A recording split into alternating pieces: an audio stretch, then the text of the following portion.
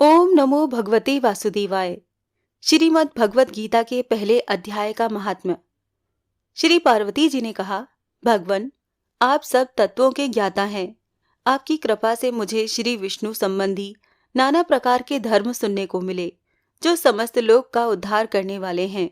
देवेश, अब मैं गीता का महात्म्य सुनना चाहती हूँ, जिसका श्रवण करने से श्री हरि में भक्ति बढ़ती है। श्री महादेव जी बोले, जिनका श्री विग्रह अलसी के फूल की भांति श्याम वर्ण का है, पक्षीराज गरुण ही जिनके वाहन हैं, जो अपनी महिमा से कभी च्युत नहीं होते तथा शेषनाग की शैया पर शयन करते हैं, उन भगवान महाविष्णु की हम उपासना करते हैं। एक समय की बात है, मूल दैत्य के नाशक भगवान विष्णु शेषनाग के रमणीय आसन पर सुखपूर्वक विराजमान थे। उस समय समस्त लोगों को आनंद देने वाली भगवती लक्ष्मी ने आदरपूर्वक प्रश्न किया। श्री लक्ष्मी जी ने पूछा, भगवन, आप संपूर्ण जगत का पालन करते हुए भी अपने ऐश्वर्य के प्रति उदासीन से होकर जो इस क्षीर सागर में नींद ले रहे हैं, इसका क्या कारण है? श्री भगवान बोले, सुमुखी, मैं नींद नहीं लेता हूँ, अपितु तत्व का अनुसरण करने वाली अंतर्दृष्टि के द्वारा अपने ही माहेश्वर तेज का साक्षात्कार कर रहा हूँ। देवी, ये वही तेज है जिसका योगी पुरुष कुशाग्र बुद्धि के द्वारा अपने अंतःकरण में दर्शन करते हैं तथा जिसे मीमांसक विद्वान वेदों का सार तत्व निश्चित करते हैं। वो माहेश्वर तेज एक अजर प्रकाश स्वरूप, आत्मरूप, रोग शोक से रहित, अखंड आनंद का पुंज, निरीह तथा द्वैत रहित है। इस जगत का जीवन उसी के अधीन है, मैं उसी का अनुभव करता हूँ। देवेश्वरी, यही कारण है कि मैं तुम्हें नींद लेता सा प्रतीत हो रहा हूँ। श्री लक्ष्मी जी ने कहा, ऋषिकेश, आप ही योगी पुरुषों के ध्येय हैं। आपके अतिरिक्त भी कोई ध्यान करने योग्य तत्व है, ये जानकर मुझे बड़ा कौतूहल हो रहा है। इस चराचर जगत की सृष्टि और संहार करने वाले स्वयं आप ही हैं। आप सर्वसमर्थ हैं। इस प्रकार की स्थिति में होकर भी यदि आप उस परम तत्व से भिन्न हैं, तो मुझे उसका बोध कराइए। श्री भगवान बोले, प्रिय, आत्मा का स्वरूप द्वैत और अद्वैत से पृथक, भाव और अभाव से मुक्त तथा आदि और अंत से रहित है।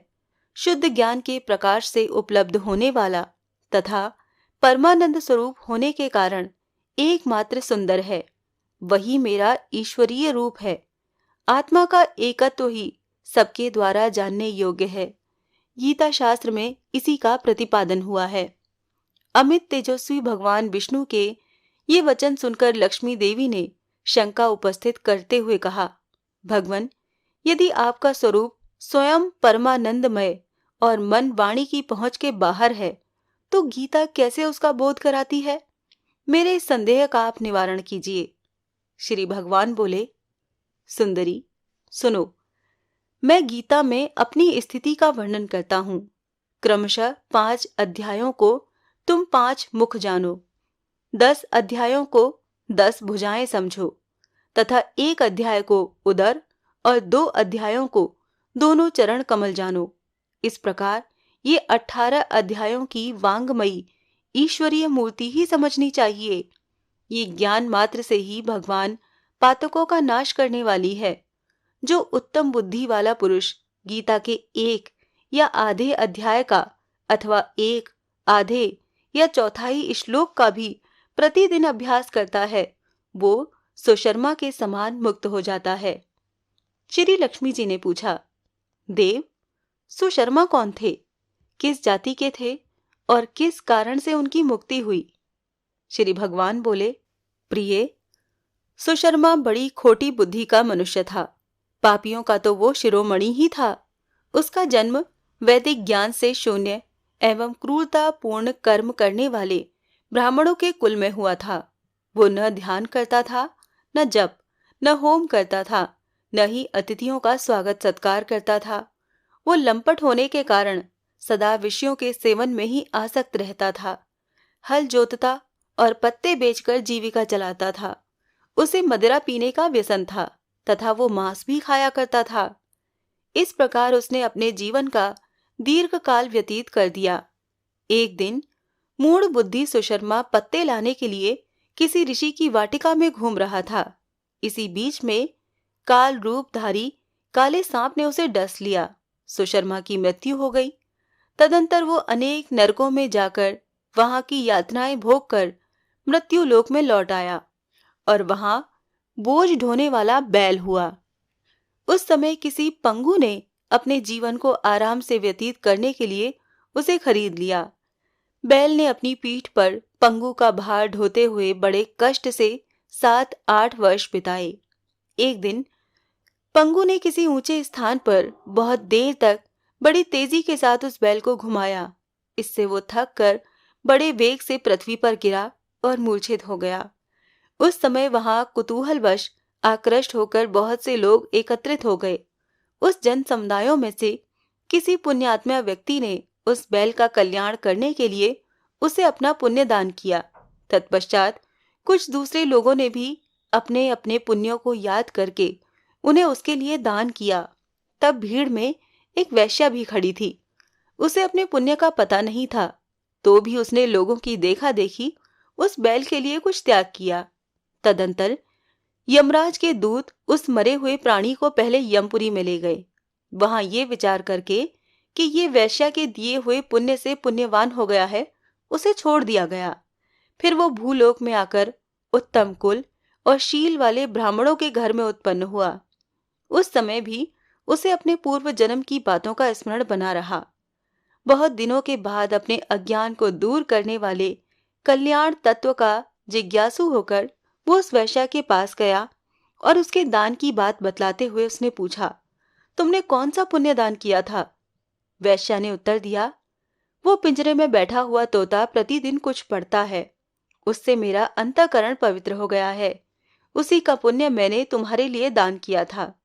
इसके बाद उन दोनों ने तोते से पूछा। तब उस तोते ने अपने पूर्व जन्म का स्मरण करके प्राचीन इतिहास कहना प्रारंभ किया। शुक बोला, पूर्व जन्म में मैं विद्वान होकर भी विद्वता के अभिमान से मोहित रहता था। मेरा राग द्वेष इतना बढ़ गया था कि मैं गुणवान विद्वानों के प्रति भी ईर्ष्या भाव रखने लगा। फिर समयानुसार मेरी मृत्यु हो गई और मैं अनेकों घृणित लोकों में भटकता फिरा।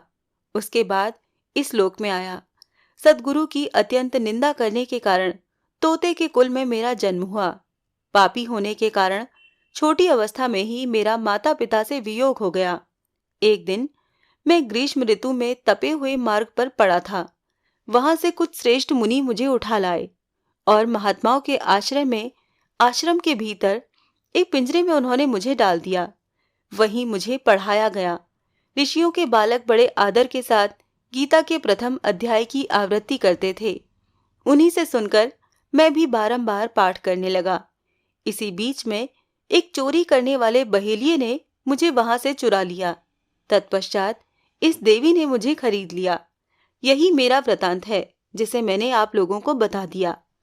पूर्व काल में मैंने इस प्रथम अध्याय का अभ्यास किया था, जिससे मैंने अपने पाप को दूर किया है। फिर उसी से इस वैश्या का भी अंतःकरण शुद्ध हुआ है और उसी के पुण्य से ये द्विज श्रेष्ठ सुशर्मा भी पाप मुक्त हुए हैं। इस प्रकार परस्पर वार्तालाप और गीता के प्रथम अध्याय के महात्म्य की प्रशंसा करके वो तीनों निरंतर अपने अपने घर पर गीता का अभ्यास करने लगे। फिर ज्ञान प्राप्त करके वो मुक्त हो गए। इसीलिए जो गीता के प्रथम अध्याय को पढ़ता, सुनता या उसका अभ्यास करता है, उसे इस भवसागर को पार करने में कोई कठिनाई नहीं होती। जय श्री कृष्णा।